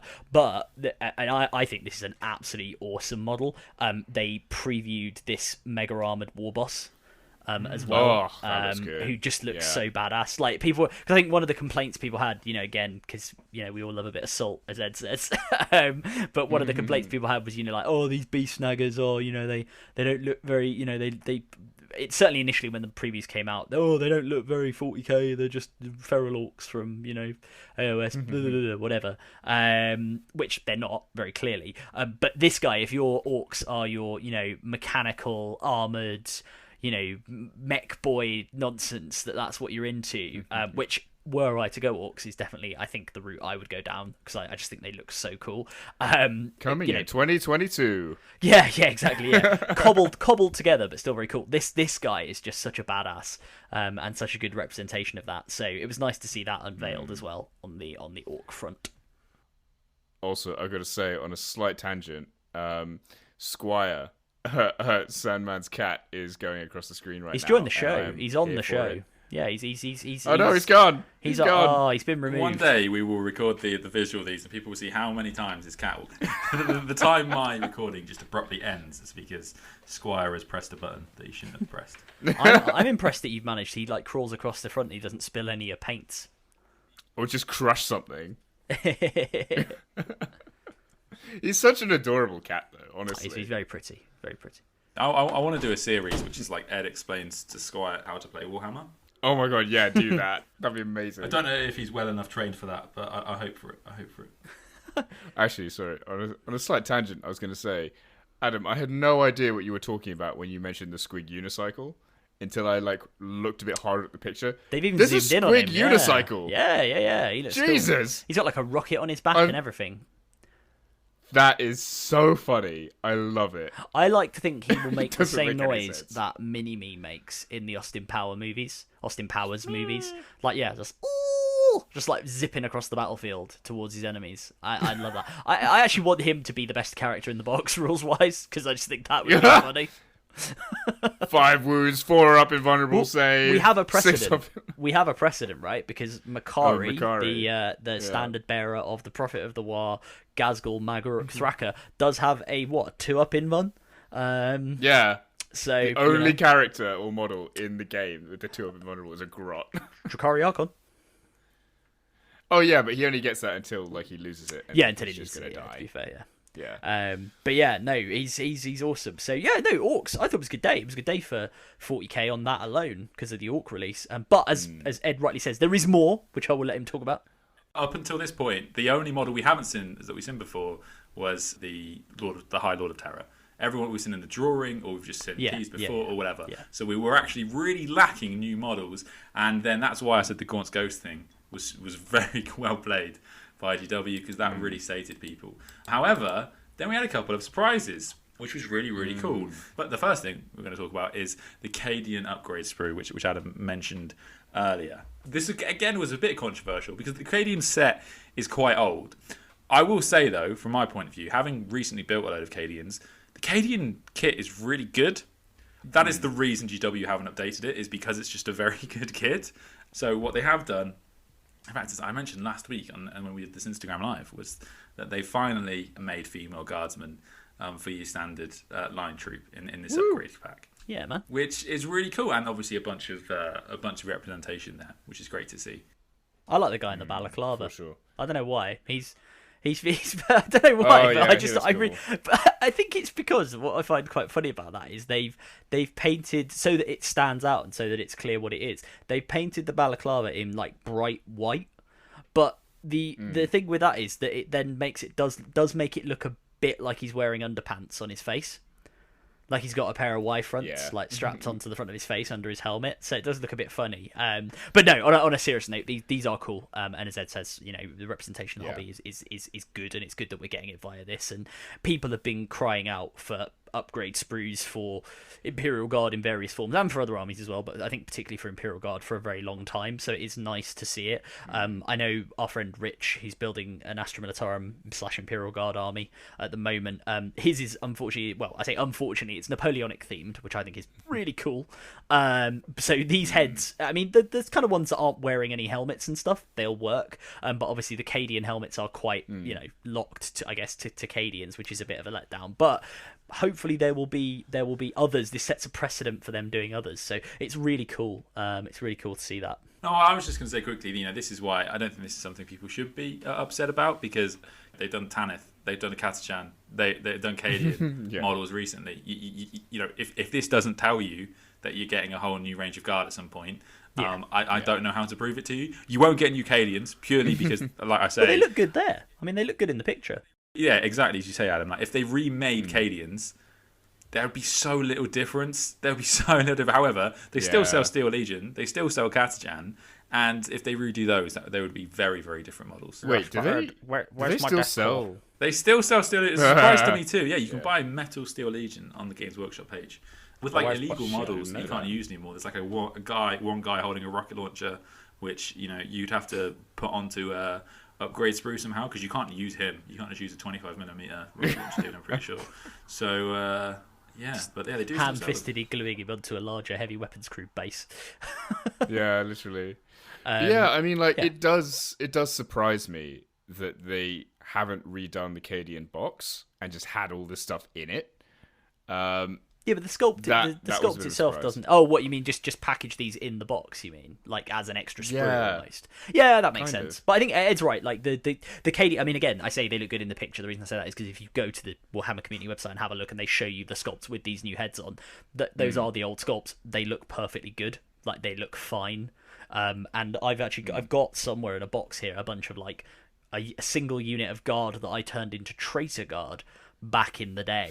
And they are the same Cadian kit, and I say they look good, they don't, because I hacked off all of the Imperial insignia and put scratches all over them and stuff, and stuck chaos bits to them. But the actual sculpt itself, I think, still survives the test of time, and still looks nice. So what more do you want, guys? I will say, while we're on this talking about expectations, I do want to say this. while I am a fan of Salt, right? I think Salt's fine. We all love a bit of Salt. I think manage your expectations, guys. And obviously not you two, or most of our listeners, I would assume, but some of the people, Ed. like the 40k day, honestly, the first 40k day, I mean, I get rid of the chat as a general thing anyway, because I don't want to watch that. I'd rather watch that's kind of funny sometimes. Crab Day being a good example. But the level, and I think a lot of people notice this in the community, the level of just bloody whining and moaning about anything. Like, yeah, fine, they did really only release one new model, and they did only, they showed us stuff we'd seen before, and I get that, and it is specific to Sisters. Yes, I get that. There is a problem perhaps with GW's expectations management in that they hype these up to be like, we're going to show you the best new thing you've ever seen, and therefore when it isn't that, when it is just a new range, people are let down. However, I think people should know by now that, like, frankly, what do you expect GW going to do? They're not going to release 9th edition every week, right? Or every couple of months, right? It's not going to be a reveal to that level. You're going to get a few new models, or maybe a new code. At the moment, like where we are in 40k and 9th edition, you're going to get a few new models, maybe a couple of new codexes, maybe a campaign book or something, and you're going to get like little surprises here and there, like the upgrade sprues or the Tanith coming through in the Black Library thing. You're very unlikely to get complete brand new rewrite of everything. I think these things get overblown in terms of how people think the community reacts. I don't think the community is as bad as people say. So I think you're dead on, Adam, when you say the real problem with this was that GW made this out that it was a huge thing. They were like, we've got 2 days of reveals because there is so much 40k stuff. Oh, by the way, here's all the stuff you've seen before. And I think I would say it's exactly the same with like the Drukhari rules. People make it out there are people like burning armies and there are people just like raging at home. I don't think it's as bad as people think. I really don't. I think that the community doesn't have a problem there. I think that GW built hype too much, and I don't think people are expecting the world. And I think most people are pretty respect for the fact that we're in COVID. I don't think it's that bad. I really don't. Hang on. Are we saying we didn't burn our Drukhari armies? Yeah, just because I did that. I've got. I'll find a warrior somewhere, and you can set him on fire. No, so to be fair, I don't think it's that bad among what I will call the real community, i.e., the people that we actually see day to day. We don't see them day to day because of bloody COVID, but the people that we would ordinarily see day to day that play this quite a lot, that are into the hobby. I think it does appear, though, in the kind of the wider sort of, I don't know whether some people, maybe they don't play the game, maybe they just play the video games, or interested in the lore, whatever, right? That attaches, because the thing that kills me with the chat as well on the Twitch thing is you have to pay to be in it, and there's people paying to go on there to be like, why are there no Eldar? Where's my Eldar? Why aren't you giving me Eldar? Which yeah, fine, Eldar need an update and they'll probably get one at some point, but like it's just I don't know. I saw across the 2 days when I did have the chat on for a bit, I watched the AOS day and I watched the one of the 40k days, that first one. And although the AOS day, yes, I will grant that they released, more new stuff, and that was more in line with what GW hyped. So I think GW have to take a measure of responsibility. It's like, guys, come on, there is still some cool stuff in here, and maybe they wouldn't have previewed it, in an alternate universe. We would have just seen this all at Warhammer Fest. Also, bearing in mind, we would have seen it at Warhammer Fest. It would have been an hour in the afternoon in a arena in Coventry as well. I mean, that's the other thing that we're forgetting. This is the point I was going to make a bit later on, but we'll do it now. So, like, we have to remember the context of this. Like, Warhammer Fest is usually a weekend where they reveal everything, and it's always this kind of mind-blowing thing because they release everything almost at once. One day, yeah. And so we're not getting that this time. It's the same thing that they would have in 2 days, in 5 days, and online. So it's really stretching it out, and our expectations are as they should be for a physical event rather than an online event. But Ed's right though. Like they shouldn't. And I said it because I agree with it. But like GW do need to like temper. on the one hand, GW need to temper down how they talk about it. On the other hand, people who are going to moan also need to go, look, of course GW are going to tell, they're a company, they need to make money, they're trying to sell you little plastic war dollies, right? They are obviously going to tell you that every reveal event they're ever going to do is the greatest thing since sliced bread, or since, I don't know, the reveal of Kragnos, right? They're always going to do that, right? That's going to be the thing they're going to do. So every time they do that, maybe don't expect that what you're about to see is plastic Fulgrim. You know, maybe that's my view on it. It's like just don't expect, like, just because they say we've got the most thing to show you ever, unless it's something like 9th edition where we, you know, let's be fair, in the week running up to that, or the month running up to that, we sort of knew that was coming, and it was getting to the point where we were like, okay, we can see what's happening here. Unless there's so much noise out there around the hobby that it kind of looks like something like that is very obviously coming, I just wouldn't set yourself up to then be annoyed by the fact that they haven't released a whole new Eldar range, because, you know, the Eldar haven't got an upgrade. Wow, they got a new aspect warrior, a guardian sculpt on the base of Lilith Hesperax as a corpse, as he should be. I was going to say, just moving on from sort of the Acadian stuff and like Salt in general, the other thing that I've heard no one talk about is a Psychic Storm is Coming video at the end. Like, literally, I'm looking at the Warhammer community article here, and I'm thinking about the Grey Knight range, because this is very obviously about the Grey Knights. And they specifically mentioned Calliston Crow. Yeah, I was gonna say this is actually the biggest thing they announced. Over the whole week for 40k.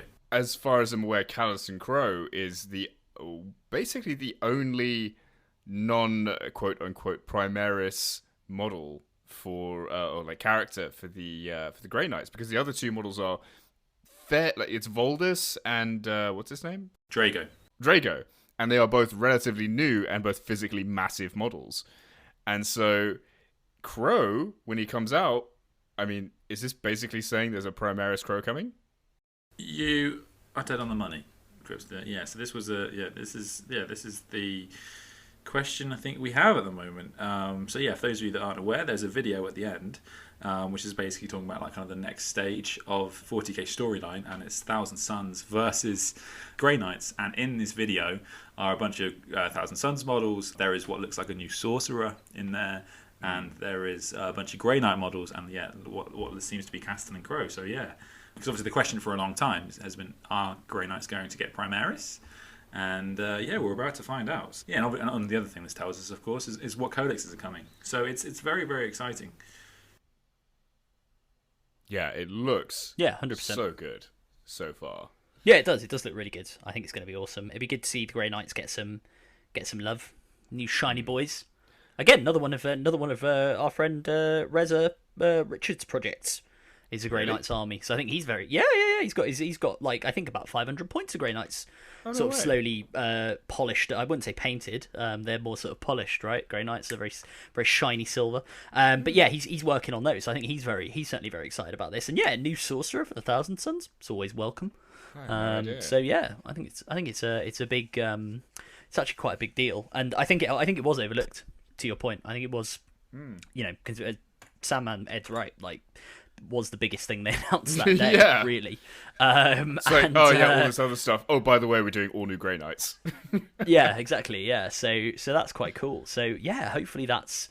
I think the other thing as well that's going to be interesting about this is just timeline on when all this stuff's going to come out, right? Because we know everything's being delayed in the real world.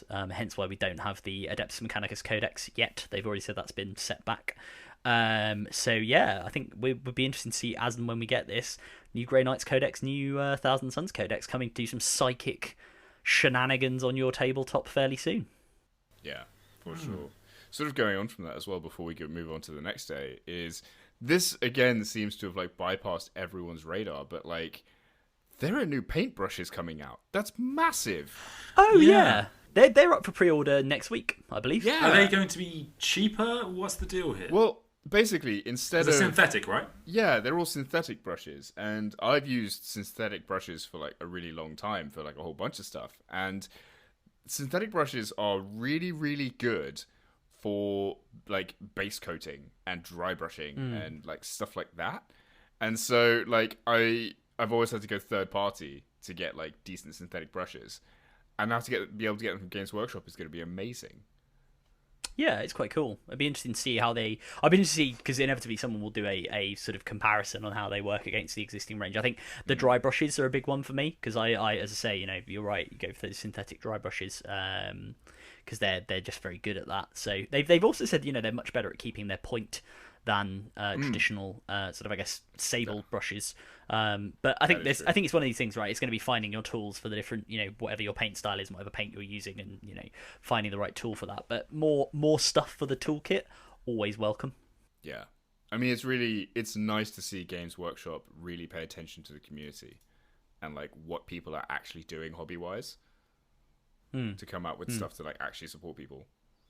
Well, that leads us quite nicely on then to the final day of Warhammer Fest, and this is going to be the big thing that they announce. As both my co-hosts have said, Warhammer Fest is actually a day they normally announce like the big thing coming this year. So it was when 9th edition was announced. Age of Sigmar was announced, and this is actually where they announced AOS 3, the 3rd edition of Age of Sigmar. And this is going to be super interesting to see what they do. So from my point of view, because out of the three of us, I'm the only one with an AOS army so far. And one of the things that puts me off personally, so not puts me off, that's probably too strong a phrase, but one of the reasons I prefer 40k is because there's a lot less broken stuff essentially in 40k, and I like my games to be games. I like my games to have strategy in, and I feel like I can win no matter who I'm against. So I think that this is something, as people have said all the time about 40k, this is a mechanic that was in Age of Sigmar, this is a mechanic that they had in 2nd edition Age of Sigmar, etc, and there's a whole bunch of stuff where they pass over, and I think that's going to be the big change to between the two editions, is you're going to get a big reeling in of some of the crazier combos that we see in AOS 2. Yeah, I mean, I've talked with from DZTV, Warsmith Chris is massive AOS player, and one of the things he's said was literally like, yeah, especially when it comes to competitive stuff, does my broken thing beat your broken thing, rather than like, is this a balanced game?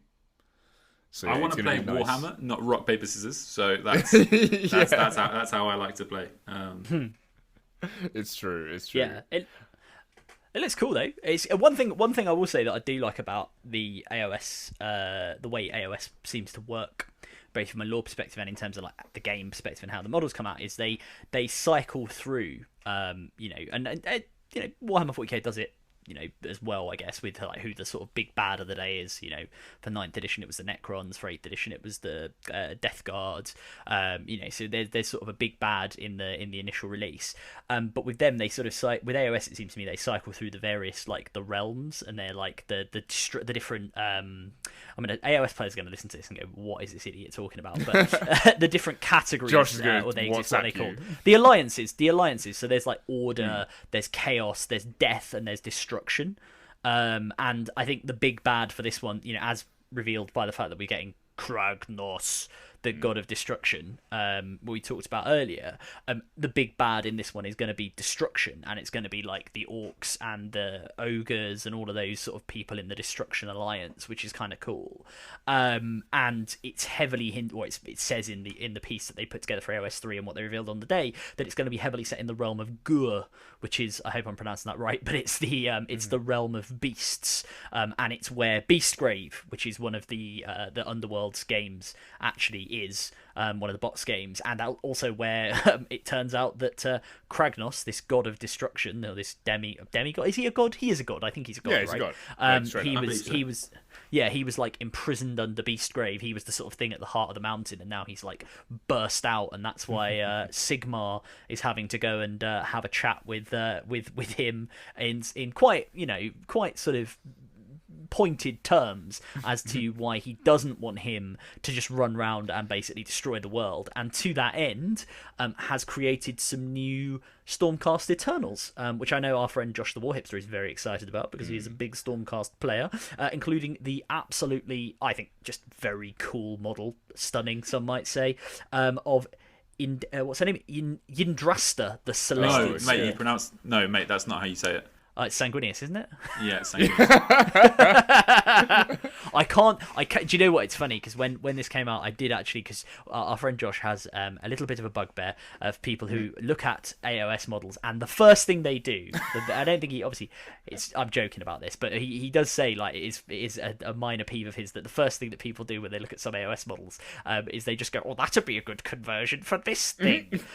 Even though it may not necessarily. Now in this case, it might well work for Sanguinius, but I will stay away from that to avoid his righteous Sigmarite Azurian rage. But she looks awesome. She's the Beast Hunter. I can just imagine Josh in the background somewhere, of someone just being like, "Oh, this would be a really good Sanguinius conversion," and him just being like, "Just play AOS, you bastard." Yeah. But she does look really cool. She's like a sort of an angel with a massive. I mean, yeah. She Stunning. like to the extent we talk about her as a comparison to Sanguinius, she's an angel with a massive spear and a sword. And a sword. Right. Remind you of anyone? Literally. It's quite funny because the thing I actually said to him was I messaged him and I said she'd make a really good living saint for the sisters, possibly a Celestine conversion. he was like, he just sent you back a picture of a middle finger. I'm not exaggerating when I say that was probably the most common chat of the day. Oh yeah. Like for every Age of Sigmar comment, there was like 2 that were just like, "Oh, she'll make a great Sanguinius." I mean, or whatever.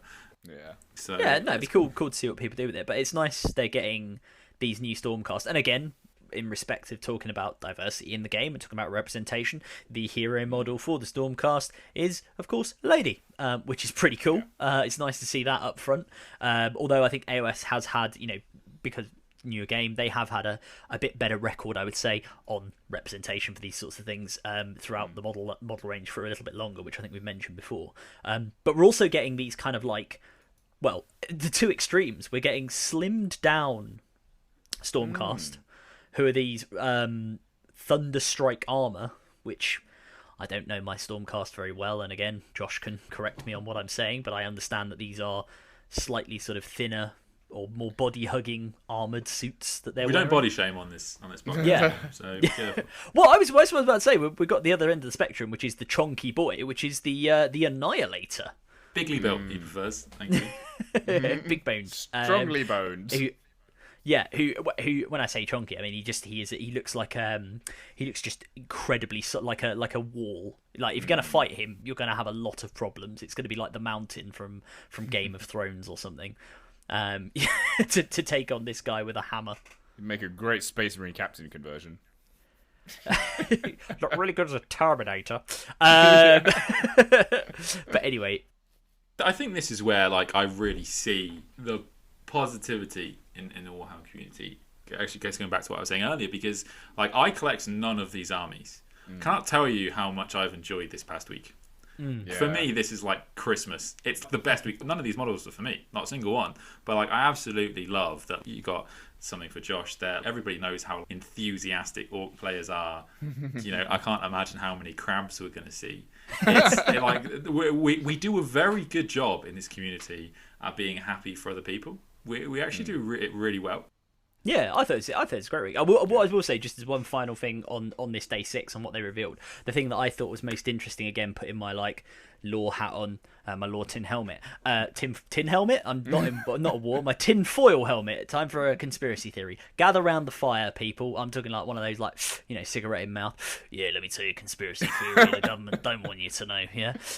So they've got this video at the end about because they've revealed these Stormcast Eternals, and they say, now what sort of threat would such advanced Stormcast Eternals be preparing to take on? So we don't actually know what within presumably the Destruction Alliance for AOS is going to be the big bad yet.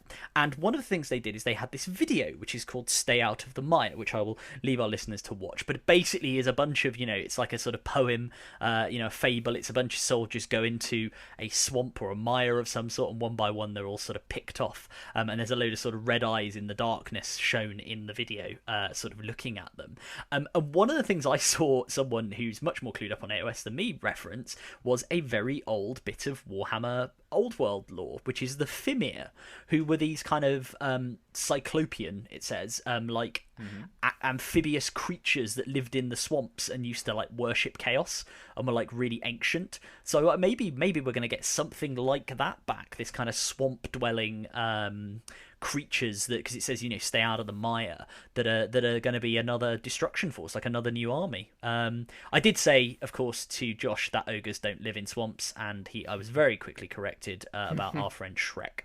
So it could just be ogres for destruction. Who knows? GW just looking for copyright fights. They're just get in my swamp. But yeah, I think it's going to be interesting, and I must admit, AOS, a new edition. It's a good time to start. I've already got the Lumineth box. Yeah, I've not got. I've only got these Chaos Demons, but we'll have to see. Our friend Alfred, who we've had on the podcast before, talked me into Age of Sigmar about 18 months ago, and then I converted a bunch of stuff over from my Bretonians. I bought a bunch of stuff, and then I pretty much finished it. I don't know if you guys remember, it was literally like a week before COVID. Yeah. It was very soon around then, and then obviously in that meantime, 9th edition has hit, and I'm a huge fan of 9th edition. So I haven't really had the urge at all to play 9th edition. But if the group gets into it, I think certainly I'm very excited, and I'm also just super interested to see what everybody would play. Because we talked about this a bit before when we did Age of Sigmar. I would want to do Vampire Counts, and I would want to do the Ossiarch Bone Reapers, and then Quipster, obviously, the Lumineth Realm Lords. I always play the good guys. Bagseed at this point. Adam, what about you, man?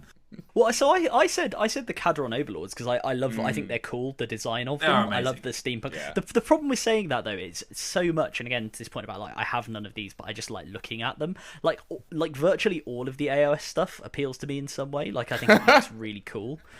So it's difficult to pick one based on that alone. As I say, I think practically, from kind of a slightly boring practical perspective, because I've got some Chaos Demons. It would make sense to do some kind of Chaos Demons based army in AOS maybe. But yeah, I don't know. I've also got though, in terms of like practicality of models, somewhere, I don't know where they are, but the one Warhammer Fantasy army I had an army box. I didn't really I played it like once or twice when I was about 10. Was the Ogre Kingdoms. Oh yeah. Yeah. And the Ogre Moor tribes are still a thing in AOS. So I could take those models, and I think they're stuck onto their bases, so I'll have to sort of move them onto the round ones. But I think the Ogre models are still largely the same as they were about a decade or more ago.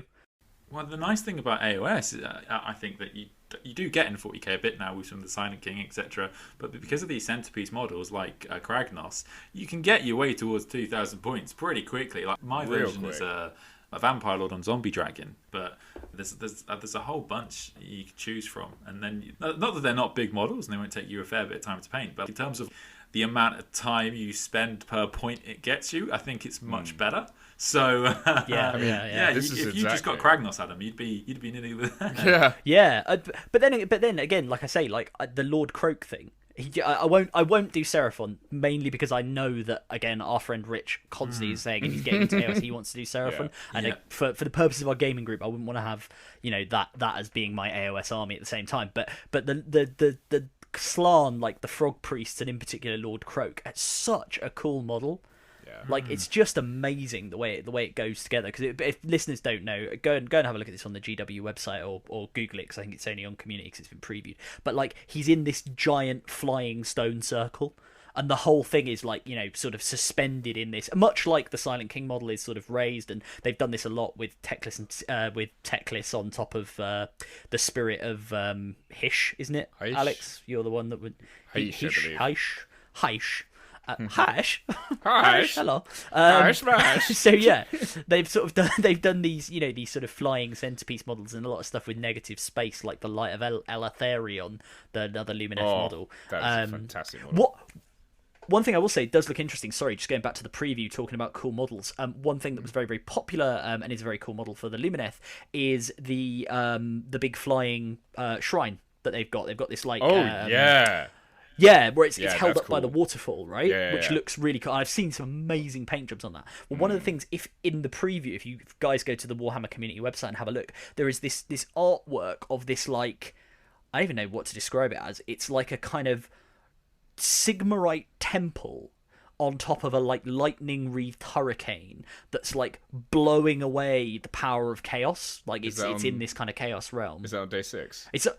It's on day 6, yeah. If you're on it now, we're doing it live, people. Although this won't be live when you listen to it. If you scroll down, just below the really cool artwork of Indrasta kind of descending into what looks like the inside of a chaos spawn. I see what you're saying. So I wondered when I saw this, and I did raise this with Josh, actually. I said to him, do you think this could be like a terrain piece, something similar for the Stormcast? Because I don't think they've got a terrain piece like that. And he said, yeah, it might well be. So that's really cool. We're going to see that sort of stuff as well as the centerpiece models. I mean, this is the thing as well. Like, a thing I've noticed with the GW artwork. Generally speaking, they don't really do the not contemporary. They don't really do like the conceptual stuff anymore. Everything you see in artwork, generally speaking, you can buy, and if you can't yet, you will later. Where's my flying battle cathedral? Alex, it's in the Sisters Codex. No, I'm kidding. But yeah, no, you're right. What does appear in artwork does generally appear at some point in the game. So yeah, I don't know. It's gonna be cool, right? As a Tau player, I hope that's not true.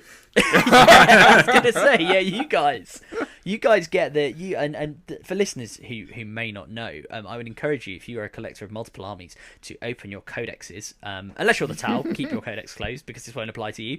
And open your codexes and have a flick through and work out how many, because it's normally a case of how many rather than is there. Have a picture of Tau getting thoroughly beaten up by whoever the Codex book is. I know the Sisters have it, the Death Guard have it, I think the Space Marines have one as well. Just thinking about my shelf, I'm fairly sure there's one with the Necrons as well in the Necron Codex. So the Tau are, very unfortunately, and unfairly I might add, the poster boys, in much the way the Ultramarines are the poster boys of the hobby to some extent. The Tau are the poster boys for getting beaten up by others. Although I like to think, you know what, Ed, let's be positive about this, we like talking about positivity. I like to think that reflects the fact that the Tau are a young and thrusting empire that are going out there, they're getting into multiple battles with multiple people as they expand the fifth sphere. So, and that's just a snapshot of the battle. It's a Captain America type. I could do this all day. Just as being melted. I could do this all day. No, I can't. Ah! Yeah. Quick, Earthcast, come up with some new technology. We need something new. Unfortunately, the Tau get nailed on that front. I mean, the other thing I wanted to mention kind of about all of this was, like, number one, oh my god, I can't believe it's been a year. Like, what? Like, 9th edition was a year ago? I know, right? Like, my sense of time is just completely broken crazy right now, honestly. Yeah. Because, like, I think I've played less than maybe, like, six games of Warhammer since then. Yeah. Yeah? Because it's not a lot. Yeah, probably. And, like, in 2019, I played 52, I think. You have a spreadsheet for this, don't you? I do, yeah. Remembering that a lot more accurately than I would. No, When's the next Warhammer game, Jim? Yeah, I keep a spreadsheet of wins, losses, and I've got, like, who the opponent was, what army they brought, points level, the mission, and I did, like, you know how on, not Microsoft Excel, but on Google Sheets, you can do, like, a drop-down menu in the boxes for different answers. So I found out how to do that. All the factions. Yeah, I did that. Good Lord. You know what? I admire that. Fair play to you. I have played. In 2019, I played some games, and in a number of games, and then in 2020, I played less games, and then in 2021 I've played even less games, shall we say, than that. But yeah, time has flown. I still remember watching that introductory video again. So I have to be a propagandist for the Ecclesiarchy, seeing the Sisters stride forth from the fog of war and gun down the Necron scum. Although, can you really call them the Necron menace? They're not. I don't feel like you can't really call Necron scum. They're not. They don't. The average warrior doesn't even have a personality. It's true. So, to be honest, like, thinking about time though, like, I remember maybe this time No, a bit earlier. Like basically February last year, I think we were all planning on going to Warhammer Fest. Like I think yes, Kareem was gonna get a car, and was it like the three of us as well, and like some other people? Yeah. Well, Feb last year was Winter Warfare. Yeah, of course. That was the tournament we did that tournament, and that was the last like event that we did as a gaming group. So it's really nice to see that stuff is opening up, and that's why, as discussed in our Instagram live that we did. And by the way, sorry, just to say, for people who are going, why wasn't there an episode last week? It's because we did it via Instagram live, and we are going to do more of these, where you get your to see impressions our of everybody are very similar for someone with as wide a range. It's because I have my generic annoyed at things character who I will call Keith. Who is he's annoyed? No, let's call him Annoyed Adam. Why not? But he's like, he's where was your episode last week? But yeah, we did it via Instagram Live, and we're going to try and do a few more of those so that you get to look at our beautiful. Well, I mean, Quipster's pretty beautiful. I think me and Ed are, we're all right in our own way, but we get on. You get to look at I have smiling. one angle. yeah. The next actually, room. To be fair, that episode has 1,000 views on Instagram Live. Does it? There we go. Yeah. Some live analytics for you, Dude, ladies and gentlemen. I checked my analytics. Is it like 4 hours long? Yeah, it's 4 hours long. It's got 1,000 views. And I was just like, what? Like, I checked my analytics, and I had to do a double take because it said my engagement has gone up by 52,000%. And I was like, wait, what? Cool.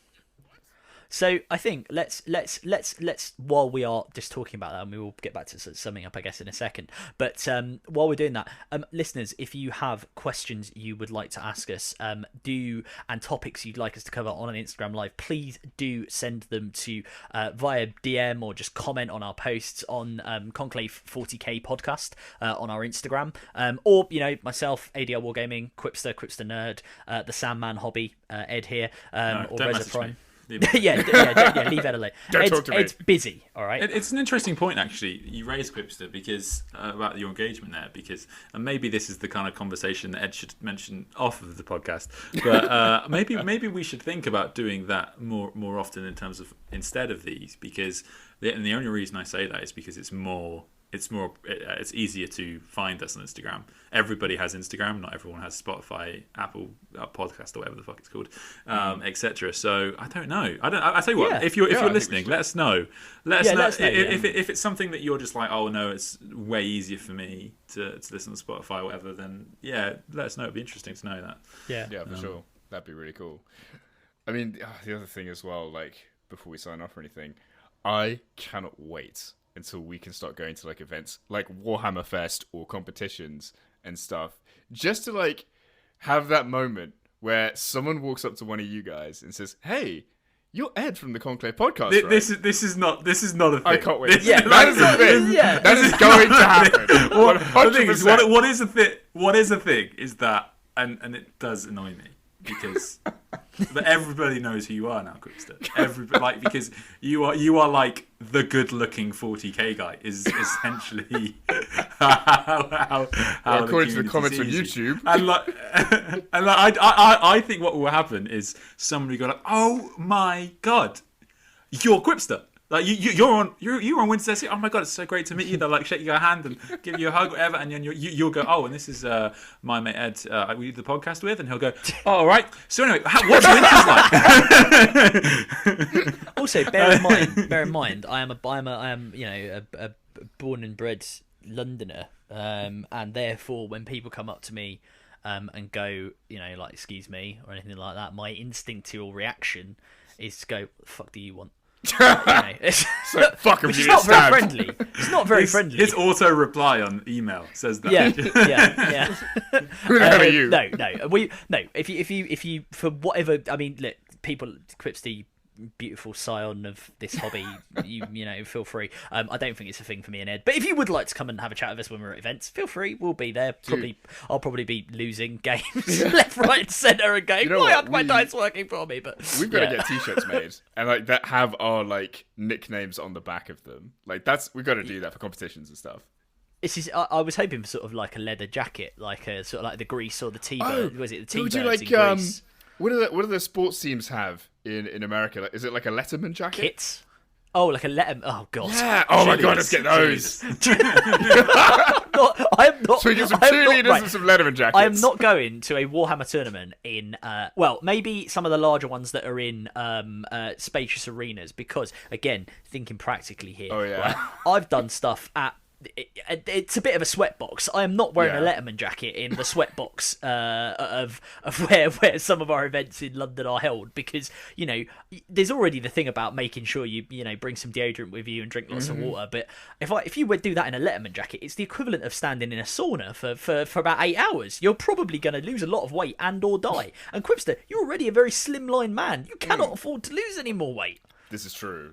I am a very slim person. I'm trying to put on weight though. I'm back in the gym now, which I'm so happy about. Man, yeah. Oh my god.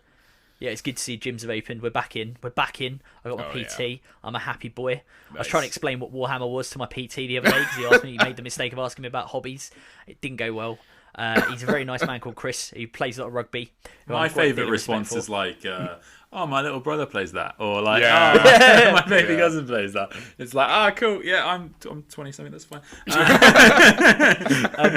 Actually, on the subject of, I don't know how I'm linking this, but on the subject of like hobby stuff, can I give a little shout out as well? I've already done it on my Instagram this week, but I said I would do it on the podcast, to a new friendly local gaming store that has opened up in London. So this is just actually down the road from me. If you're in southeast London, in Deptford, a place called Tanuki Gaming. They've just opened up, and they are predominantly board games and tabletop gaming. When I say tabletop gaming, I don't mean like Warhammer and AOS. Predominantly sort of regular board games and things like that, and card games. And they have a library, and they're going to be opening that up for people as well. But they are partnered with GW to start selling Warhammer. So they have got like a selection of paints and a selection of models down there. So if you are in the area, pop in, say hi to them. They're very friendly team down there. And it's an awesome store. And they also have like a pub next door that's going to do table service to the tables. And I think they are thinking about hosting Warhammer stuff as well. So in the long term, that would be really cool. But yeah, so support your friendly local gaming store, and of course, it would be remiss of me not to mention Bad Moon Cafe as well, which is I think our spiritual home as a podcast, which hopefully will be we know is reopening soon for gaming. So can't wait to get down there. Oh, it's gonna be so much fun! I can't wait to play your sisters, to be honest. Well, you know what? I'm in the middle of finishing painting up this immolator, so we can see how that goes. against the Custodies. You don't sound positive. Well, I mean, it is just a big flamer. I'm not sure it's going to do much against the Custodians. I love the immolator. Oh, it is cool. It's my favourite sisters unit. This stained glass thing is a real nuisance to paint up, but it's beautiful. I love it. It's going to be so good when it's done. So I'll put something on the Instagram. But yeah, no. Once I get Morven Val, and I can bring the righteous fury of the High Lords of Terror down upon you, Quipster, you shall know the wrath of the Emperor. Yeah, I'm very excited for her book. Like, what the hell has she done? Like, exactly. Man.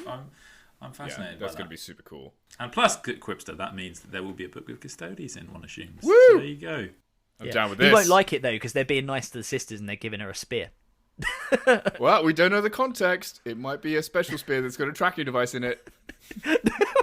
Not everything. What I like about this is I get where you're coming from, but you do realise this makes it sound like the Custodians can never do anything because to me Custodians should be noble, right? They do things out of nobility, right? They're not. They're. You're making it sound like they always have an ulterior motive, and I like the idea that sometimes the Custodians do just do things out of nobility and out of their sense of duty to the Emperor, and they recognise a faithful servant of the Emperor when they see one. Nope. Beautiful. Full stop. just no. Nope. Custodians are the most paranoid people in the world. Well, on that note, I think we will call it, as we are traditionally, just under 2 hours. So I hope everybody really, really enjoyed Warhammer Fest. There definitely are some big takeaways and indicative of things to come, especially given the fact that things have been slowed down by COVID. We actually did get quite a lot in the end. So, I don't know if you guys have anything else to add before we wrap up? No, man, except go follow the Instagram. It's at the Conclave 40k. Yes, do that. Send us your ideas and things you want to know and questions you want to ask us or any criticisms, whatever you want. Tell us how paranoid the Custodians are. Brilliant. Well, we have been We Three, and we will see you guys for the next one. And take care. I never know how to end these. Bye. Bye, guys. Bye-bye.